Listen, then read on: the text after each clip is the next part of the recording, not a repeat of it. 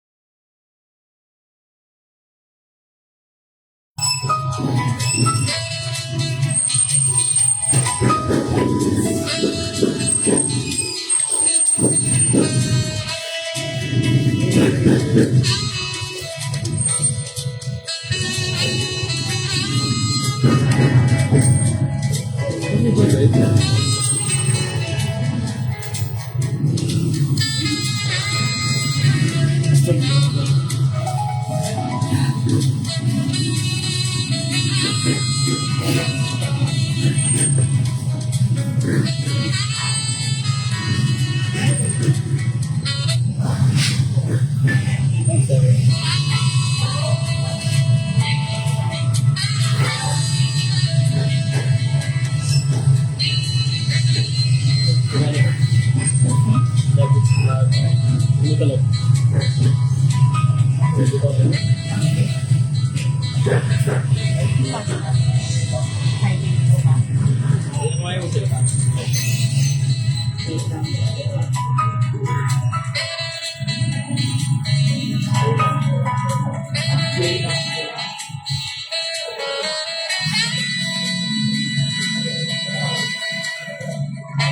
pwede na daw.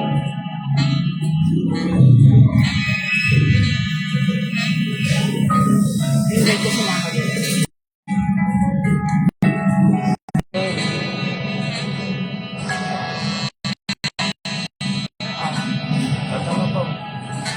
Hi everyone! Pwede na po tayong mag-tag for 5 minutes po.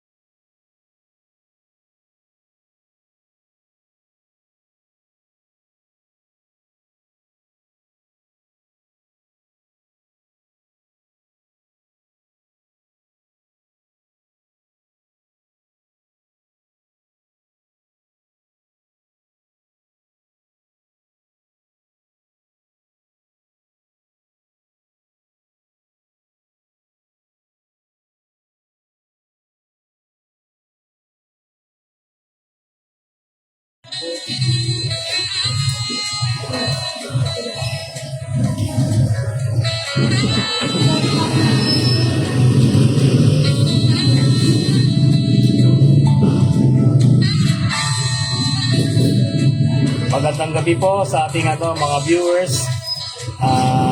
Share na po natin yung ating live. Meron na po tayong 4 viewers. Parang 400 viewers.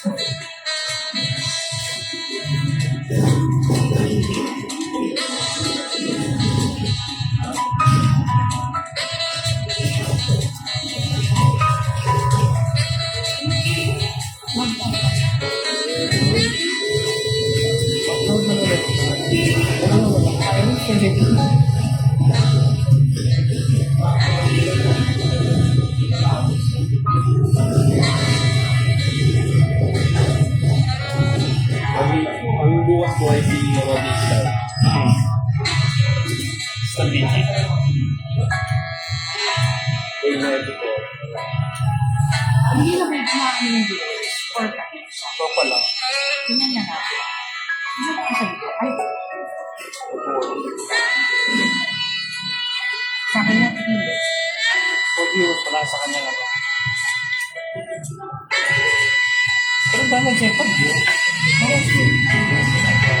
Pwede na yun. Pwede na tapos to.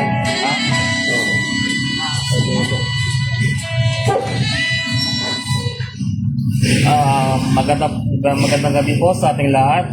Welcome po tayo sa ating Speak Life po, day 93. Good evening. Bago po tayo mag-umpisa, tayo po ay manalangin. Samahan niyo po kami. Panginoon, maraming salamat Lord sa gabing ito Lord. Nawa Lord sa aming pag-aaralan ngayon Lord, kayo po mabigay sa amin knowledge and wisdom Lord.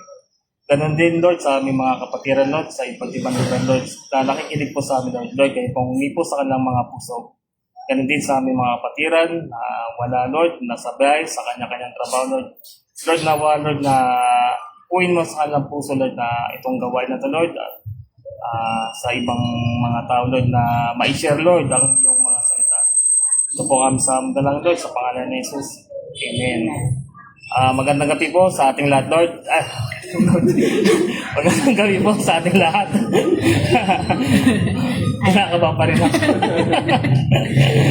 Mas nakakaba pa rin pagkasama mo yung asawa mo. Magandang gabi po sa ating lahat. Sa ating day 93 po ng ating Speak Life. Na ang ating pong Isaiah 60 po. Ayan po ang ating pag-aaralan. Ngayon po, pupunta mo tayo sa testimony. Umpisa ko na po ang aking testimony. Ako po pagpasensya no po, medyo maingay po dito. Ako po yung nagpupurit at papasalamat sa pamilya ng Kalakasan sa araw-araw. At nagpapasalamat ako sa kalakasan na ibinibigay niya na although minsan ay masama ang pakiramdam pero parang dumaan lang. Nagpapasalamat din ako sa binibigay niyang blessing sa amin, sa pagpapala niya at ano pa yun po, lahat po nakapulis sa Panginoon lamang. Ayun, ako talagang pinagpapasalamat ko kay Lord kung mga week na dumaan na even though po sobrang busy pero yung talagang yung physical na pangangatawan din po yung spiritual talaga po yung pag-iingat niya halos everyday. Babiyahe ako doon sa isang pwesto namin na parang hindi ako magmumotor before. Natuto akong mag-angkas, mag-joyride na yung EDSA pa yung dadaanan dahil doon po sa may Baklaran yun, yung isang pwesto nga po na may time na nakakakaba pero sabi nga patuloy na nag-iingat pa din talaga si Lord. Hindi ko nga naikwento kay Steward nung minsan napapunta po ako doon, gabi na, may isang bag ako ng Shin-Aling, which is sobrang laki ng bag na yun, ng paninda. Alam niyo po yung Sunday yun na ano ako, na nakasakay ako sa sa Joyride. Ang ano po niya is, halos natutulog na ako, tapos nagulat lang ako nung biglang nalubak kami. Pero ayun nga, yung pag-iingat talaga niya, kasi kumbaga medyo naidlip talaga po na sa sobrang hangin kasi kumugabi na, sa sobrang pagod. Pero still, ngayon nasa EDSA kami that time. Tapos, ang pinagpapasalamat ko rin kay Lord, hindi lang siya totally once nangyari, yung isa naman, ano din, muntikan din kasi biglang parang may lubak naman na medyo malalim siya, medyo nag-slide yung gulong. Sabi ko nga, alam ko pa rin si Lord pa rin yung patuloy na nag-iingat sa akin, gayon din sa buong family namin po. And alam naman ni Lord talaga na may purpose yun. Kaya kinuha namin yung pwesto rin na yun. As ayun nga, at salamat kay Lord kasi never talaga siyang nagkulang. Even though ako, talagang inaamin ko po na ang dami kong pagkukulang. Di po ba? Na even though, ayun nga, na sa sobrang pagiging busy, there are times na talagang halos pag matutulog na lang talaga ako. Pero andun pa rin talaga yung provision niya, yung grace pa rin ni Lord. And yun talaga yung pinagpapasalamat ko talaga. At saka yun nga talagang sabi ko nga, kahit anong mangyari, hindi talaga pwedeng, hindi ako magsi-church ng Sunday. Kaya kahit ayaw po talaga ni Steward na magjo-joyride, wala. Noong una, natawa ko kasi sabi niya sa akin, ang bilis mo. Sabi niya, yung nakita kita dumaan dito daw sa store. Sabi ko, ay hindi. Hindi ako dito bumaba doon sa may harap ng Mercury. Which is, hindi ko rin na talaga, hindi ako makapagsinula, hindi ko talaga inamin ko talaga na first time kong mag-angkas kasi, mag-joyride na kasi ayaw talaga. Kasi nga yung pa nga talaga po. Yung worry pa rin. Na salamat pa rin niya. Pinagpapasalamat ko pa rin kay Lord talaga yung pag-iingat na yon. Tapos, pinagpapasalamat ko din kay Lord yung yun yung pagkakataon na yung kapatid ko, kay tata, yung bunso namin babae, nakasama ko ngayon doon sa pagtitinda kumbaga. Tapos ang sabi nga din po niya, nung tinawagan ko siya, ate, buti tinawagan mo ko. Kasi siya biglang ipinasok ni Lord sa utak ko na tawagan para papuntahin dito sa Antipolo para tulungan ako doon sa pagtitinda. Na which is nung naano talaga namin siya sabi niya, ate, buti tinawagan mo ko kasi walang-wala na ako halos as in yung financially wala na talaga. Sabi ko, ganun talaga kasi sabi ko nga, hindi ko rin alam kung bakit ikaw yon, pero ikaw yung tinuro ni Lord sa akin na tawagan ko.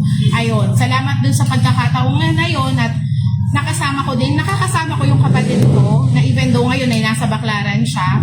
So, maybe tomorrow nandun din naman ako. So, doon lang kami nagkakaroon ng band.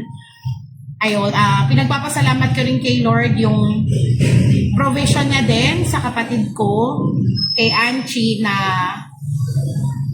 pinagpe-pray din namin na nawa makaalis siya. Salamat at ayun, salamat kasi makakaalis naman siya. Nawa patuloy pa rin siyang ingatan ni Lord para doon. Ayun. So, dumako na po tayo sa recap.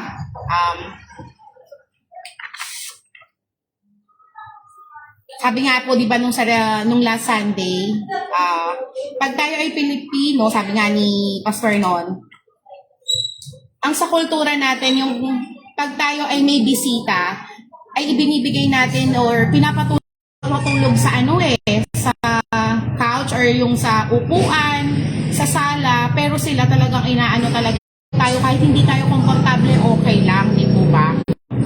Ayun, pasensya na, medyo nagkakaroon po ng problema yung aming signal.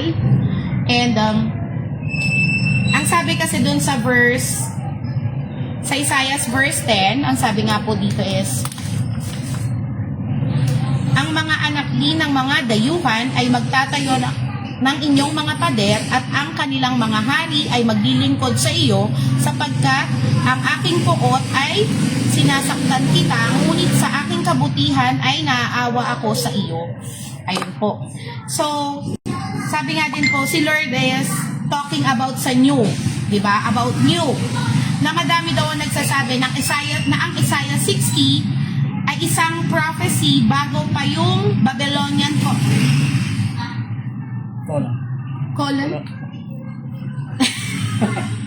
Babylonian, sabi ang ito yung bagong pag-exile nito. Ito daw yung sinasabi ni Lord sa mga pabalik mula sa exile na ang prophecy daw is about sa returning or pagbabalik ng Jerusalem o ng mga Israelita sa kanyang tahanan. ito daw yung pangako ng Lord, which is wrong because after this, alam naman natin na marami pang beses na winasak ang Jerusalem dahil sa galit ng Diyos. Di ba, sample na rin natin, di ba nung last na, ano din, itong nangyari dito sa, yung gera na naman, na which is, andun pa rin sa Israelites, di po ba, dun sa, ano na, andun pa rin sa Israel din? Sa Israel, di po ba, na, naalala ko meron akong kaibigan na nandun, nag-aalaga siya. Ngayon, kababalik lang niya May yun kababalik lang talaga niya, tapos andiyan na yung gera. Tapos after nun, nag-chat din ako sa kanya, and then sabi niya, hindi, okay lang, normal na dito. Tapos parang nakakagulat din talaga na normal sa kanila yung ganoon. Na which is makikita natin talaga na andun pa rin yung pag-iingat ni Lord sa bawat isang, sa mga Israelita, di po ba? Na talagang yung pag-iingat niya, yung love niya sa kanila talaga na ando na ilang beses man silang pabagsakan pero still, kino-cover pa rin sila dun ng love ni Lord, di po ba? So, ayun. So, dumako na po tayo sa exhortation. Binibigay ko na po kay Brother Stewart yung floor. And, ang ano naming pag-aaralan po natin ngayon ay ang Isaiah 60 verse 15 hanggang 18. So sabi po dito, abang ano halina na ano yung inaaral ko to, ito kasi yung parang ano yung parang nagsimula sa yung sa madumi at paano siya yung paano siya yung sa lubok na tapos paano siya inangat ng Panginoon. So sabi nga dito sa verse 15, sabi po dito, sa halip na ikaw ay pinabayaan at kinaputan, lalo pat walang dumaraan sa iyo, gagawin kitang walang hanggang karangalan, kagalakan ng maraming salinlahi. Sabi po dito yung sa ano ng Israel, kasi dati nga yung unang panahon, di ba, na ano sila sa digmaan, kung paano silang sinakop, kung paano sila pinabayaan at kinaputan. Pero sa kabila noon, hinamak, iniwan at winasak dahil sa kasalanan at pagbabagatol ng muling itataas ng Panginoon. So, parang ano ito yung, di ba, yung sa atin, kung iano mo, inaano ko to na tayo yung hindi pa natin nakilala ang Panginoon, o nakilala na natin Panginoon, pero tayo ay nananatili sa kasalanan, nananatili sa kasalanan, pero yung Panginoon hindi tayo sinusukuan. Hinihintay na lang tayong pagbabalik natin kung paano tayong bumalik sa Kanya sa pananampalataya, kasi sa kanya ang subok na tayo kung paano laging kung paano ako laging tumatalikod, kung paano ko umaalis lagi sa ng Panginoon. Pero sa kabila noon, pero nandiyan pa rin ang Panginoon na sa pagpapaalala sa atin, kasi ang sabi nga yung tawag nito, yung mga yung pinagdaanan mo, nagiging sa iba nakikita nila na ito si Kalakas. nagiging nila kalakas si Stewart, dating ganito to ito yung taong napakadumi. Pag nakilala ka kasi talaga. Kasi ito dating to yung mayabang to pero makikita mo kung paano ka kung paano ka binago ng Panginoon. Ganun din sa sa sa Israel, di ba dati kung paano nila inaano yung Panginoon, yung tinatalikuran nila, kahit na ibinibigay ng Panginoon sa kanila lahat, kung paano sila pinagpapala, kung paano sila tinanggal sa pagkaalipin, pero nandun pa rin sila sa na lagi silang parang meron pa silang hinahanap na iba. Pero hindi nila alam na yung ang Panginoon lagi lang dyan sa tabi na. Pero yung sabi nga isa ng Panginoon sa kanila, sa blessing sa habag at awa, ganun din sa atin tawag nito, kinakabahan mo katabi kita sa habag na awat ng Panginoon, tayo yung parang yung kinuha niya sa putik na yung inaaw niya sa putikan, pero tayo minsan talaga na nakaaw na tayo, pero bumabalik pa rin tayo sa Kanya. Pero sa talagang yung ano talagang Panginoon sa atin ay pagmamahal, yung blessing niya sa atin, yung ano niya sa Grace atin, niya talaga. yung sa grace niya, talagang hindi niya tayo iniiwanan hanggang sa tayo yung tawag dito, yung maging maayos, talagang nasa katwiran ng Panginoon. Ay nga, katulad na sabi ko na kung makikita ng ibang tao na yung pagkatao mo dati, yung kung ano ka dati, sa anong ginawa sa iyo ng Panginoon ngayon, so parang nagiging blessing ka sa kanila, no? Ganito pala siya, no? Parang ganito pala yung binago ng Panginoon, no? So talagang minsan kapag ikaw yung alam mo, nakikilala mo na yung Panginoon, tapos napapapunta ka yung dating gawin mo na minsan nagagawa mo, parang may kumukulot sa yung puso na ganito ka ng ng Panginoon. Minsan may tao din nagpapaalala sa iyo na Paano ka binago? kung paano ka binago, tapos makikita nila yung parang yung gawin mo dati, nababalik ka na, parang kinokorek ka na nila na nakokorek ka nila. Katulad sabi ko nga sa office namin, kasi sa office namin halos may mga kasama mga Christian, alam nila na Christian ako. Kapag yung nakakagawa ng parang hindi ka aya-aya sa ating sa paningin o sa pandinig ng Kristiyano, nandiyan sila para i-correct ka. So ganun ang sa Panginoon na ganun ang gusto mangyari ng Panginoon sa Israel na tawag nito na kung paano siyang inaon sa katumihan. Ayun. So, dito nga rin po sa verse 50 na to, ito yung yung paglipat mula sa pag-isa sa tungo sa karangalan. Sabi nga din po, ang talatang ito, yung nagpapahiwatig siya nung pagtatapos ng panahon ng pagdurusa at paghihiwalay. Diba kung maaalala po natin yung lungsod ng Jerusalem na dating iniwan at kinamumuhian ay gagawing sentro ng walang hanggang kaluwalhatian at kagalakan. Ipinapakita dito na tapat ang pangako ng Diyos na ibabalik ang dignidad ng kanyang bayan. Which is yun nga yung an example ni Stewart kanina, yung sarili niya, na talagang sarili natin na lang, di ba? Hindi lang naman siya yun Kumbaga, kung mapapansin din natin na which is yung pagbabago na yun na kung paano tayo nilinis ni Lord, inilayo dun sa karumihang na yan, ganun din yung niya dito sa 15 talaga para sa Israel, di po ba? Na ipinagpapasalamat natin yun na andun yung mga panahon na lugmok tayo, which is like masyado, akala mo malinis ka na, pag may ibang tao, gumagawa ka ng mabuti, pero deep inside your heart, yun talaga yung magiging problema Akala mo okay na, pero yung, syempre ang aralin din una natin, yung puso natin. Kasi madaling magbalat kayo, ipakita na mabait ako, ganito, ganyan.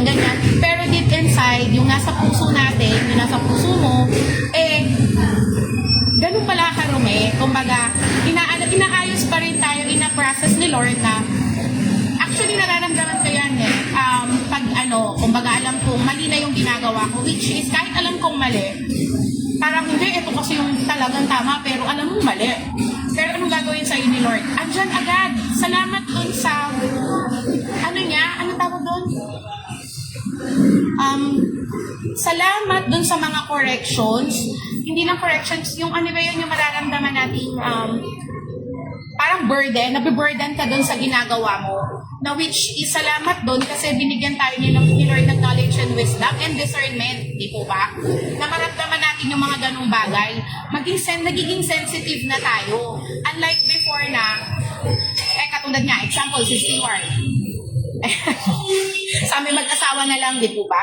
Na may mga panahon na, naalala ko tuloy na minsan, sa church, bigla niya akong tinignan. Yung tingin niya, kaharap namin sila Sister Lois, yung tingin niya, talagang, may pag-isnab, may pagpaula, umayos, parang ganon. So, nakita siya ni Sister Lois, Stewart, yung mata mo.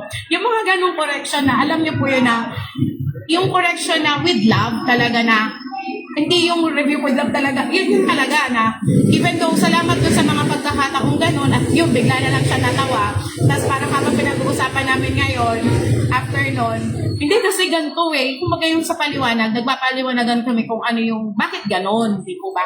Kasi ang bawat sitwasyon, yung mas maganda yung napag-uusapan natin as katulad namin as mag-asawa na mapag-usapan ng maayos kasi kung aanuhin natin, di po ba? Mahirap kung ang kapartner mo din actually yun yung reality, di ba? Na hindi rin Kristiyano. Paano mo paliwanag yung napag-aaralan natin sa church dun sa kanya kung hindi siya Kristiyano? Ay hindi. Isang struggle din yun. Kaya pinagpapasalamat ko kay Lord kasi nga, di ba, yung asawa ko is Christian. Sabi ko, so, ayun, salamat sa kanya kasi ayun nga, kumbaga, hindi naalala ko rin si Sister Jenny before, sabi niya sa akin, buti ka pa nga Sister Paula, pares kayo ni Brothers too pares kayong Christian. Sabi ko, salamat kay Lord kasi itinuro niya sa akin si Stewart. Kasi kung hindi, kasi kung ako talaga noong panahong yon, sabihin na natin ito yung reality, ako rin yung tumutulik sa mga Kristiyano. Yung gano'n. Pero salamat kay Lord kasi ang laki nung binago niya sa buhay ko. Inahon niya ako dun sa, sinasabi mo nga kanyang putik. Reality Yung putik na yon. Salamat sa kanya. So ayun, so dumako na tayo sa... Yeah, meron pa kayo dadagdag. Ano pa dagdagan? Yeah. Dito rin pinapakita din dito yung yung sabi nga kayang palitan ng Diyos yung kahihiyan sa karangalan. Diba kasi dati nga yung sa atin tingin sa atin parang nakakaya tayo, ganyan tayo, parang ikaw yan, nakakaya ka, ganyan. Tapos pinapalitan ng Panginoon ng karangalan. Parang ganito. Dati, ang kasi ako dati talagang maloko talaga ako yung kabataan ko. Yun. Lahat yata ng pinasok ko na. Tapos, ganyan. Pinag-aaral ako, pero sabi ko nga, mas matalino pa sa teacher. Kaya, lagi akong minamahal ko talaga yung namin, yung minahal ko yung pag-aaral ko, mga high school ako, siguro, paulit-ulit mga 8 years to 10 years ako sa high school yan. Kasi mahal ko yung pag-aaral. So, parang pag tiniwala ng tao, nakakaya ka, di ba? Iisipin mo rin, naisip ko rin dati, paano pagdating ng panahon? Anong mangyayari sa buhay ko? So, talagang ipinakita din sa akin ng Panginoon na kung paano niya ilago yung buhay ko, kung paano niya pinagpala. So, kung paano pag nagkaanak ko, pag nagkapalit pamilya ko, ano kayang papakain ko sana? Tapos parang nakakaya talaga yung ganun. Pero pinakita niya talaga sa akin yung pagpapala niya talaga, yung binigay niya na wisdom sa akin yan. So, talagang napakabuti niya. Tsaka yung mga pagdadalamhati, yan, yung mga anxiety, yan. Talagang pinapalitan niya ng ng kagalakan. So, tsaka ibinibigyan kanya talaga ng ng layunin sa buhay. Layunin mo, ganyan. Kung ano ba talaga. Tsaka yung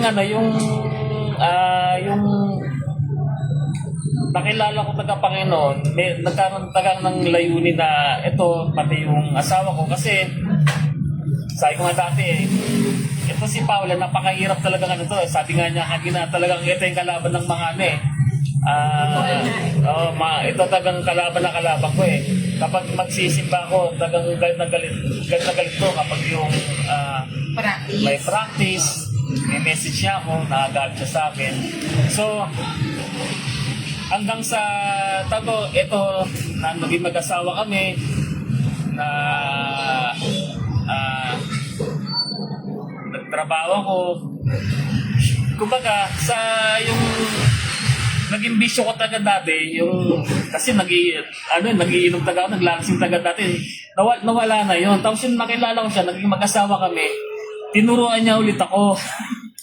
So bumalik talaga ako sa dating buhay na kung ano ako dati. Sa ko, na ko rin na, ano kaya klaseng buhay na mangyayari sa amin na ganito? Na syempre, may ka na ng Panginoon Kumbaga, iniipo ka ng Panginoon. Paano gagawin mo? Tapos na ang asa ko, napakatigas niya talaga. Kumbaga sabi nga, nasa digmaan kayo Yung isang relasyon na pagkasalungat yung talagang na parang digmaan talaga.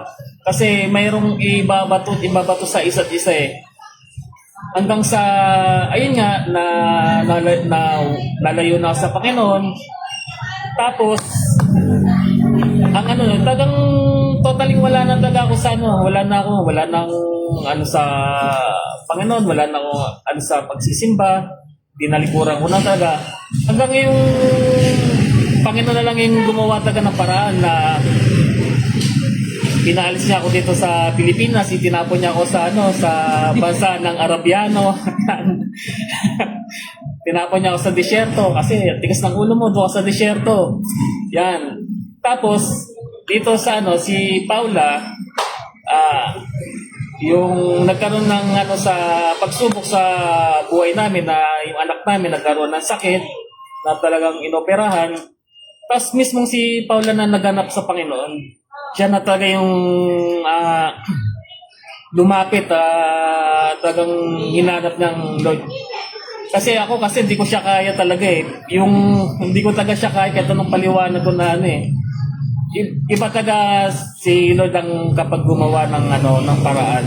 So talagang yung ano namin na sabi nga yung mga gawain namin karumal-dumal, yan talagang kami pa yung mga dati na mga promotor ng yung kapag yung pagkatapos ng sa office, kami talaga nagyayaya sa bahay, doon tayo sa bahay, yan, mag-happy-happy tayo, mag-inuman tayo, yun.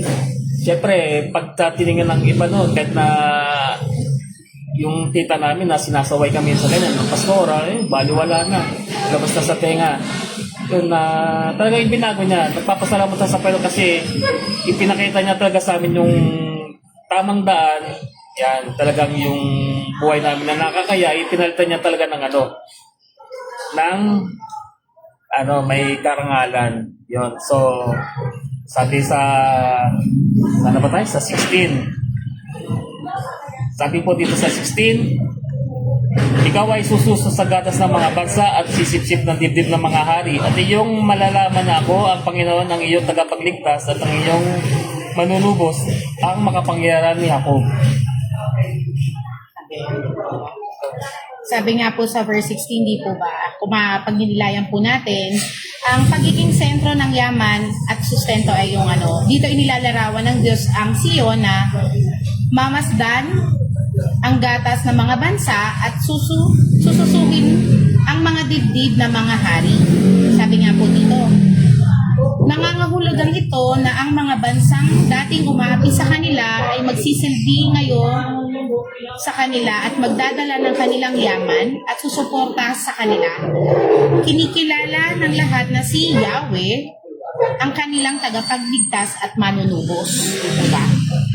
So, ayun.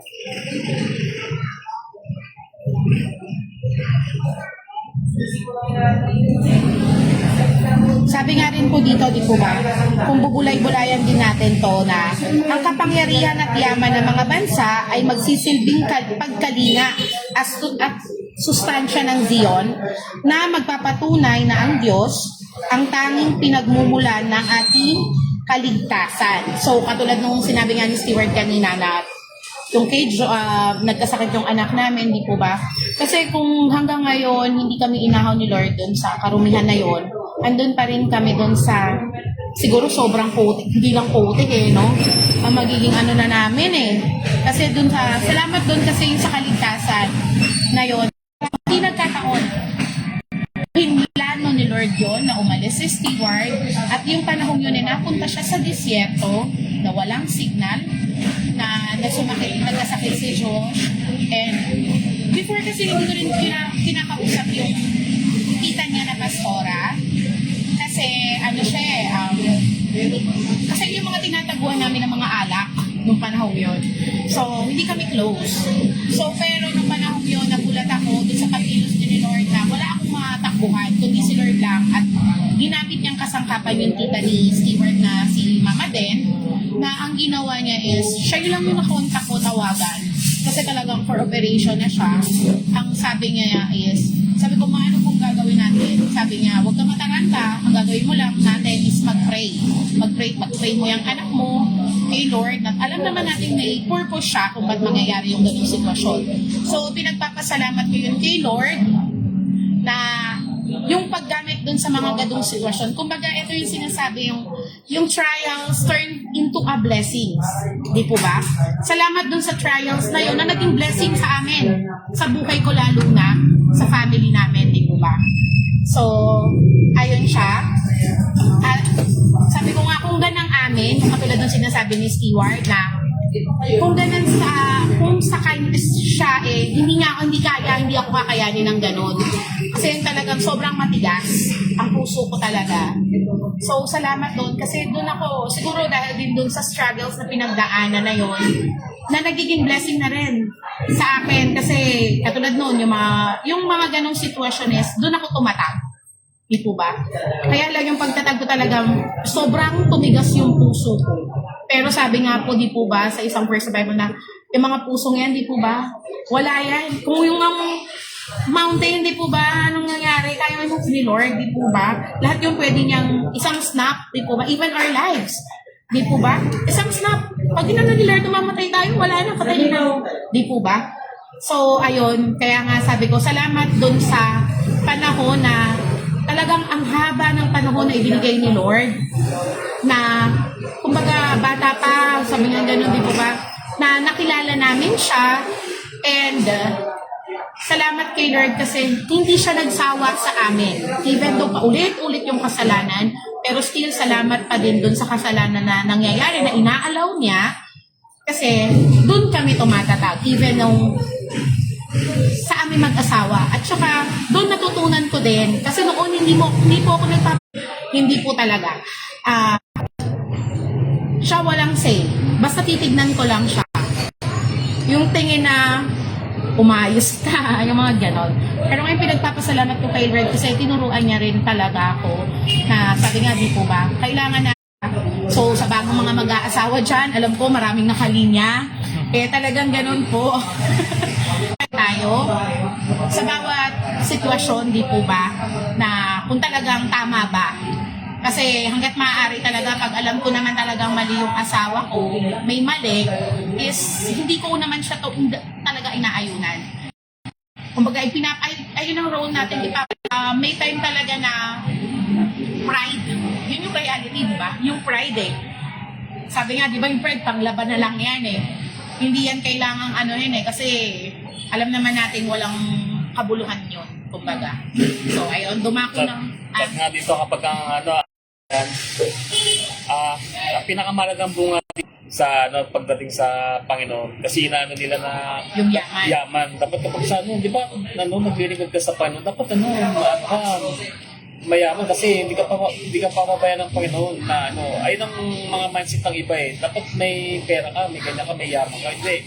Ang kasi dapat doon, yung pag malayo ng pagkakilala sa kanya, hindi yaman. Kasi pagkakaano pa lang, yung matanggap ka lang ng Panginoon bilang anak niya, isang napakalaking na yun kaya yaman na sa iyo yun Hindi yung habol mo na Kasi lang yan, sabi nga, bonus na nga lang yung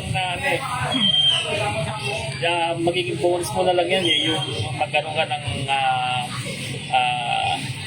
yung yaman, bonus na lang yan natural na yan. Pero yung talaga, yung mas malalim na pagkakakilala mo sa Panginoon ay talaga tunay na yaman na hindi nananakaw, hindi nawawala. Kasi ang yaman nga, nananakaw pa yan nawawala yan Pero yung talagang yaman na malalim na pagkakilala sa Panginoon, talaga hindi matatanggal sa iyo, hindi mananakaw sa iyo. Yun yung pumapasok na yung yabang. No. Yabang na mo talaga yung word of God, di ba? Yun yung ipagyayabang. Hindi na yung yaman na, di ba, na tinatawag. Yaman dito sa lupa, di ba?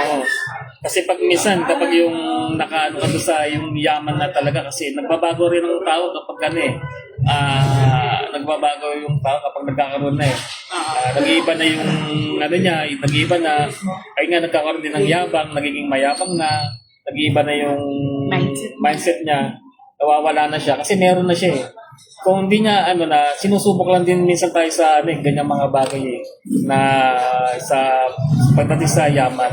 So pinakasabi nga, the best na talaga yung yaman na yung yaman na malalim na pagkakilala mo sa talagang sa sa Panginoon Diyos. So sa 16? 17. 17. Sabi nga po sa 17, sa halip na tanso ay magdadala ako ng ginto at sa halip na bakal ay magdadala ako ng pilak. At sa halip na kahoy ay tanso at sa halip ng mga bato ay bakal.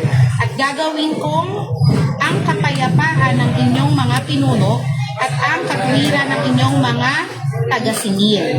Sabi nga po dito sa versikulong ito na ito yung pagpapalit ng mga materyales, kumbaga yung pag-angat ng kalidad na tinatawag. Kumbaga, di ba sa construction yung kalidad talaga? Ay ngayon, kasi ano nga, di ba? Sabi nga, kung sa atin nga kasi, kung tayo dati marupok tayo, kumbaga yung ang isang malimbawa natin, isang bahay kasi, pag yan puro kayo lang, madaling matupok yan madaling masira. Pero pag yung pinalitan ng mga bakal, matibay yan. Parang sa atin, sa pagkataon natin, kapag tayo naman nakilalang Panginoon at talagang malalim ang ating pagkaunawa sa Kanya, magiging matibay tayo sabi nga, yung sa ginto, kapag itinamo sa apoy yan, mas lalong lumalabas ang pagiging pure na ginto niya. So ganun din ang na hinahalimbawa dito na yung pag ating na ang Panginoon, mas inano niya yung kalidad natin. Mas pinapatibay niya yung kalidad natin na kung tayo dati marupok, pinapalitan niya na mas matibay talaga magiging mas matibay tayo sa Panginoon. Ayun, sabi nga di po ba, kung mapapansin natin dito na yung analogy na ginamit dito, yung mga materyales, di po ba, upang ilarawan yung radical na pag-unlad, katulad na ang tanso ay papalitan ng ginto, di po ba? Gayon din yung bakal, papalitan naman siya ng pila. Simbolong ito ay nagpapalit ng ibang kalagayan ng ating buhay sa isang antas, di po ba? Sa isang antas ng karangyaan at kasaganahan na ibinibigay ng Diyos at ang kapayapaan at katarungan ang magiging bagong sistema ng pamamahala dito, di po ba? Gayon din, inilalarawan din dito yung kumpletong pagbabago at pagpapabuti. Ang kung mapapansin po natin, ang pinakamababang material ay pinapalitan ng pinakamataas, di po ba? Ang pamamahala ay magiging batay sa kapayapaan at katarungan, kumbaga. Yun nga, di po ba? Katulad ng example ni Stewart, di po ba? Na kumbaga yung kahoy, madaling matupok, madaling anayin. So magpapalit talaga siya sa mas alam nating mas sa ikabubuti natin, di po ba? Kasi kung isipin natin kung yung kahoy doon tayo titira, tapos ganun siya, aanayin siya. Kumbaga yung sa ating spiritual, di po ba? Kung tayo po hindi ganung nag-aral, di po ba? Kung hindi tayo binigyan ni Lord ng pagkakataong mag-aral ng salita niya, at kung hindi tayo binigyan ni Lord ng mga taong ginagamit niya, katulad nila Pastor Alvin, di po ba, doon sa pag-aaral ng kanyang salita, talagang paano na tayo, di po ba? Madali tayong malulugmok. Kumbaga, madali tayong yung madali tayong mahihimok sa iba't ibang klase ng relihiyon. Hindi marinig, which is sa iba't klaseng gawain, or which is, ako katulad ko. Siyempre, kung hindi ako magiging matatag, pag nakasalubong akong nasa mundo, madali tayong maiengganyo, di po ba? So, ayun, salamat doon kasi, kumbaga, saan ba na natin makikita ang ginto? Di ba sa ilalim? Hahanapin mo ito, kumbaga, magbubungkal ka muna, ang daming proseso bago mo ito imakamit. Pero ito, malinaw na nasasabi po ba na, yun nga na talagang pinapalitan niya ng mga mas pinakamatataas na kalidad, kumbaga. So, dumako na po tayo sa verse 18. Sabi po dito, sa 18, ang karasan ay hindi na maririnig sa inyong lupain, yung pagkawasa o kapamakan sa loob ng iyong mga hangganan, kundi tatawagin mong kaligtasan ng iyong mga pader at kapurihan ng iyong mga pintuang bayan. So, ayun, sabi nga din po dito is, kung pagbubulay-bulayan po natin, di ba? Wagas na kapayapaan kapayapaan at yung seguridad natin, di po ba? Sabi nga po doon, itong talatang ito ay nagtatapos sa pangako ng ganap na seguridad natin, security natin, di po ba? Wala nang digmaan, karahasan o pagkawasak. Ang mga pader ng lungsod ay hindi natatawaging pader ng depensa, kundi pader na ng, anong tawag na doon sa pader na yun? Kaligtasan, di po ba?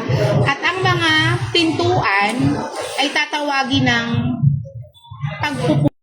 At ang tanging tugon niya ay natin sa kanya yung pasasalamat, di po ba? Yung pagpupuri sa kanya, di po ba? Yung pagpupuri kay Lord talaga. Walang Isaiah 60 ay ito yung propesiya ng pagbabago ng anyo at ang pagluwalhati. Ang Jerusalem na dating nasa kadiliman, kahihiyan, ay inutos na bumangon ng dahil sa liwanag at kaluwalhatian nino, syempre ni Lord, di po ba? At ay dumating yung sa kanya. Ako sabi nga rin, yung mga bansa na mga Gentiles ay dadalhin ang kanilang mga tao, ang kanilang mga anak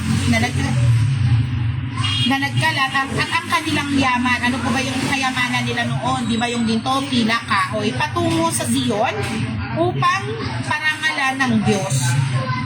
Masasabi din po natin ang mga dating kaaway ay magpapakumbaba at maglilingkod sa Zion na kikilalanin bilang sabi nga po dito, kikilalanin sila bilang isang lungsod ng Panginoon, di ba? Ang pinakamalaking pagbabago ay ang walang hanggang liwanag ng Panginoon. Mismo ang magiging araw ng Zion at ang lahat ng pagdadalamhati at karasan ay ganap na mawawala na or maaalis na, di po ba? Yun nga, salamat dun sa walang hanggang liwanag na ipinagkakaloob sa atin ng Panginoon. Yun yung itinintay talaga, di po ba?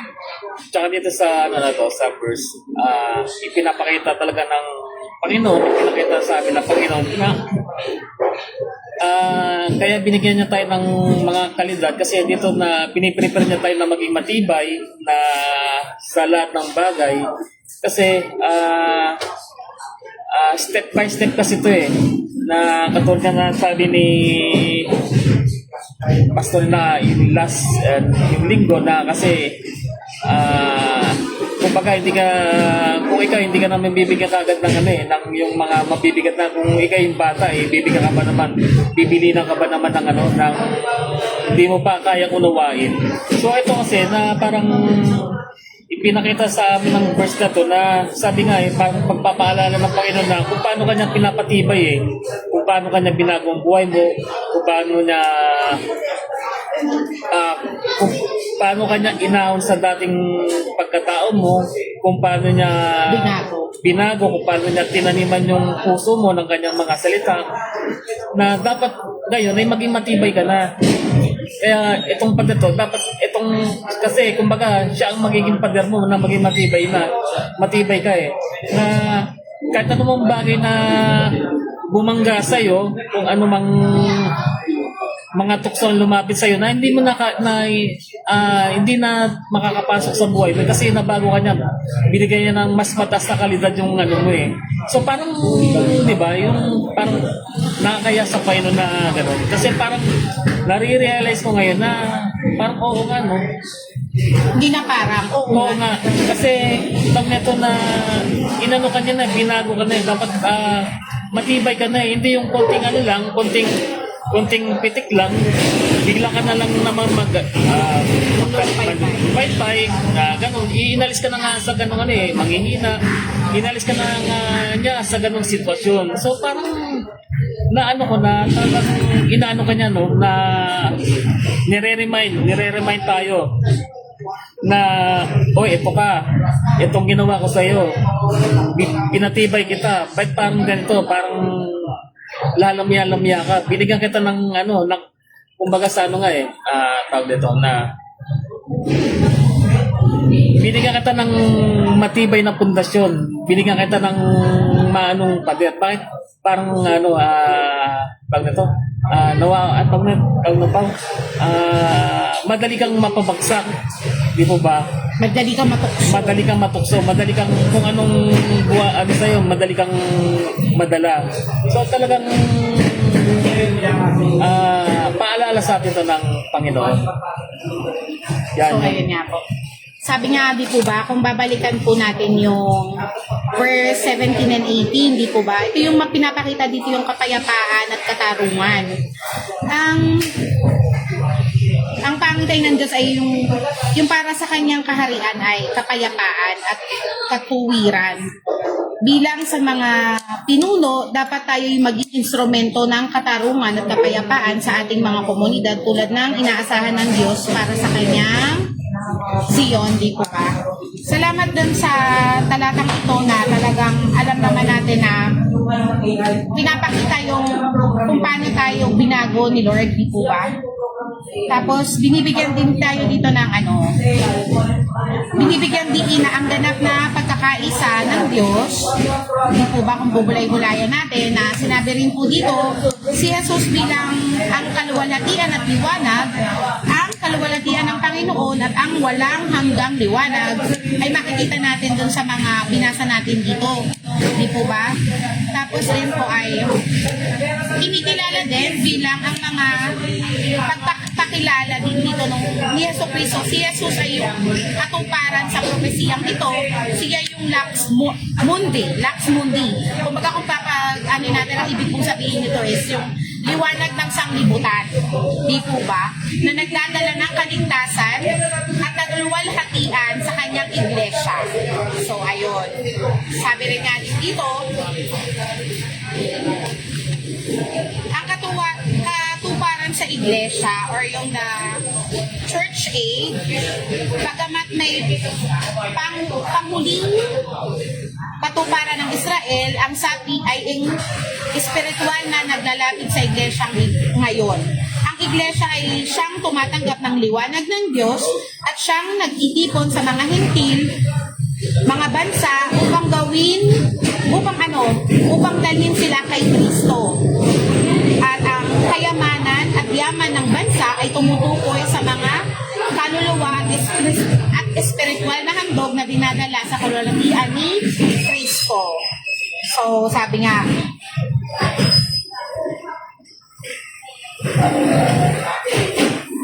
rin po dito ba kung ano natin, ang kanyang pangalan ay bilang kaligtasan at ang pagkilala ng Zion na ako ang Panginoon, ang iyong tagapagligtas.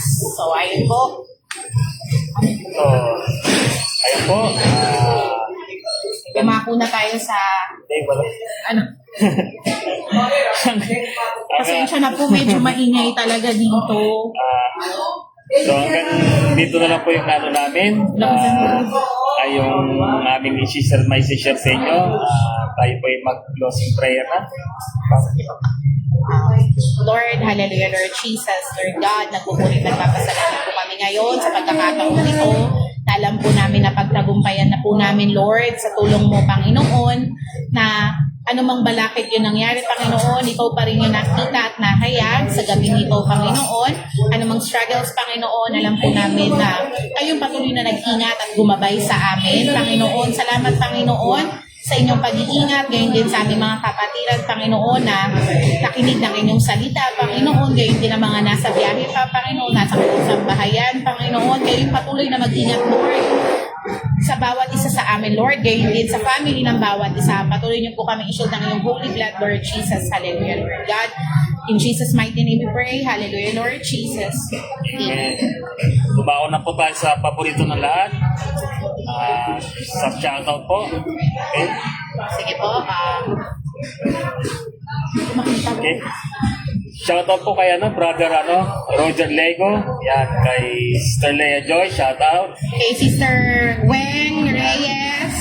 Gayon din kay Sister Lea Joy. Kay Sister Shirley. Gayon din kay JC. Kay Sister Heidi. Yan, Sister Heidi. Kay Sister Denny Rose. Gayon din kay Sister Irene. And, saan pa ba?